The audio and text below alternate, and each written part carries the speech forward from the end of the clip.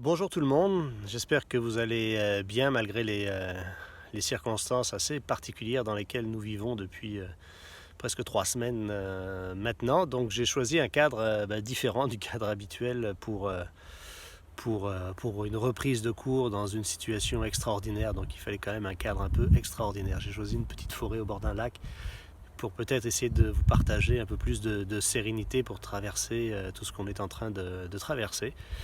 Donc c'est pas évident, on pourra en reparler de différentes manières au cours du reste de la session qu'on va essayer de compléter ensemble. Alors j'aimerais juste dans cette petite vidéo, je voulais personnaliser la chose plutôt que de vous envoyer un courriel, juste clarifier avec vous comment va se passer la fin de la session, puisqu'on va quand même finir cette session tous ensemble. Donc là, je fais une vidéo générale pour mes étudiants de mes trois classes, donc Amour, Couple et Famille, du lundi matin, le cours Individu et Société du mardi après-midi et le cours Contexte social de la personne du mardi soir. Donc concrètement, vous allez voir vous avez déjà reçu un courriel technique un petit peu qui vous expliquait les modalités de connexion à Zoom qui va nous permettre de faire des cours virtuels.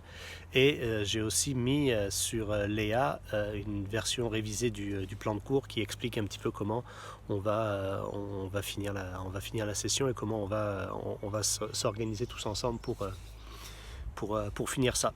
Donc la session reprend officiellement aujourd'hui, le 6 avril et devra durer, selon les directives du ministère, 12 semaines. Donc il nous reste, suivant les cours en fonction de ce que nous avons déjà complété, 5 ou 6 séances à tenir. Donc vous pourrez voir ça dans le calendrier sur le plan de cours. Ce qui est important, c'est de voir comment on va... en fait, ce qu'on va essayer de faire, c'est de garder les échéances qu'on avait initialement, donc de finir la session aux dates qu'on avait initialement prévues avant tout ça.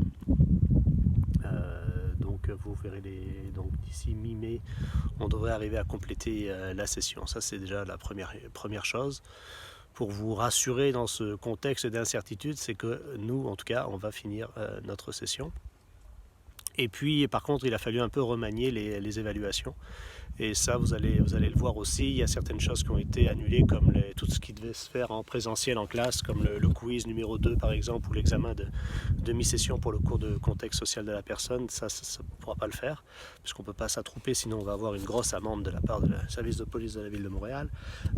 Mais on va essayer de voir comment donc reporter les points qui devaient être mis sur ces exigences-là, sur d'autres exigences. Tout est expliqué dans le plan de cours. Concrètement, ce qui va vous rester à faire dans chacun des cours, c'est remettre le deuxième résumé critique, et on y reviendra, de remettre votre travail final de recherche et de participer à la dissertation qui aura lieu. On va voir un petit peu comment on va faire ça, mais on va sûrement la faire à distance aussi via Zoom. Pour ce qui est de la participation orale, ce que je vais faire, c'est que je vais faire une moyenne sur les notes de participation que vous aviez eues jusqu'à présent, puisqu'on avait quand même réussi à compléter la moitié de la session. Et puis voilà. Pour le déroulement des cours, comment ça va concrètement fonctionner. Je vais essayer de ramasser ma petite feuille. Puis il y a du vent ici au milieu de la forêt. Pour le déroulement des cours, ce qu'on va faire, c'est que je vous faisais à chaque fois, pour chacune des séances, alors il y a des classes dans lesquelles on discutait beaucoup plus que d'autres, mais disons qu'à chaque fois, je mettais une présentation PowerPoint, puis je la discutais, puis on en parlait ensemble pour clarifier les concepts et les éléments d'information qu'il y avait, de connaissances qu'il y avait à l'intérieur.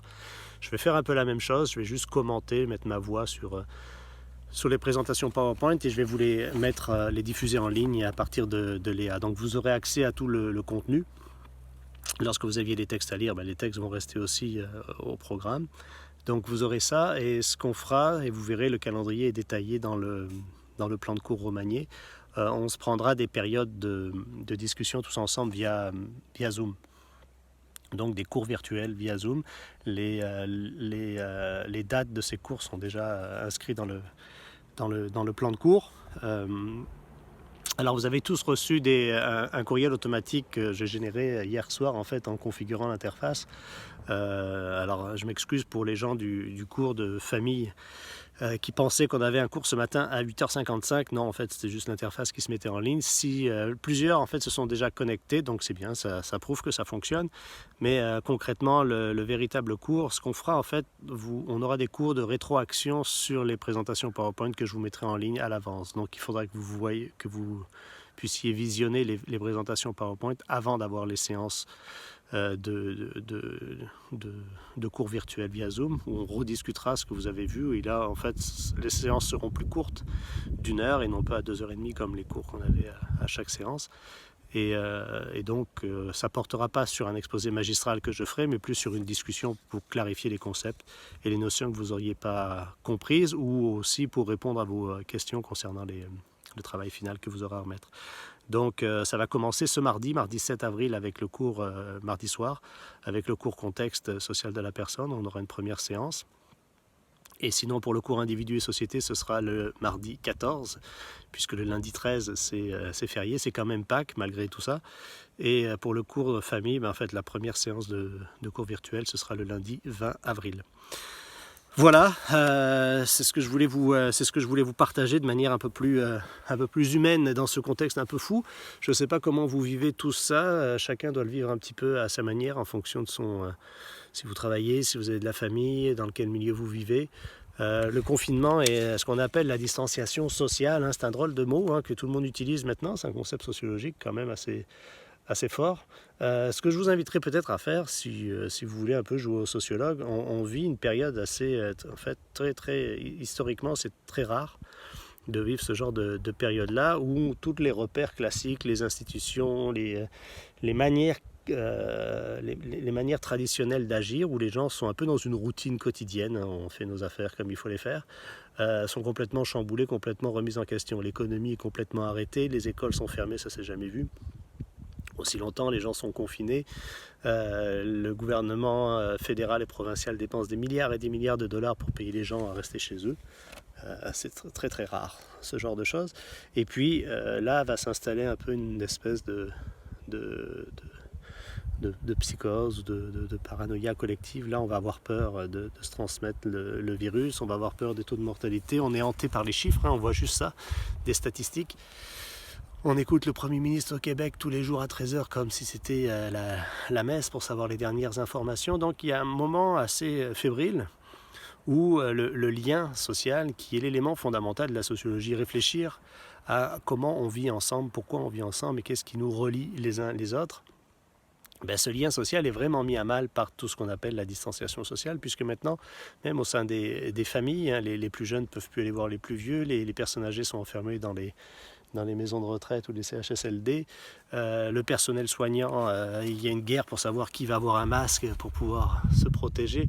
En tout cas, les gens ont peur les uns des autres. Les frontières se referment, il n'y a plus de libre-échange. En tout cas, les règles traditionnelles de la manière dont on vivait, et même le Premier ministre commence à dire qu'on va vivre dans un monde différent après la crise. Donc, essayez de porter un peu ce regard-là, cette perspective sociologique sur les événements qu'on vit, pour essayer de mieux vous donner les outils. Ça sert à ça, la sociologie, c'est pas juste des cours un peu plates et théoriques pour essayer de valider un cours, mais ça donne aussi des outils de compréhension dans le monde dans lequel on vit, et en ce moment on peut véritablement les expérimenter. Voilà, donc écoutez, bonne reprise à tout le monde. C'était un petit peu long, mais je voulais prendre le temps. Donc on va continuer à communiquer par Mio. Je vous mettrai tout ça sur Léa. J'essaierai de vous faire des vidéos. Et puis, écoutez, on va s'entraider tous les uns les autres, parce que justement, c'est le slogan. Mettons des arcs-en-ciel partout, ça va bien aller. Alors, bonne journée à tout le monde et à bientôt.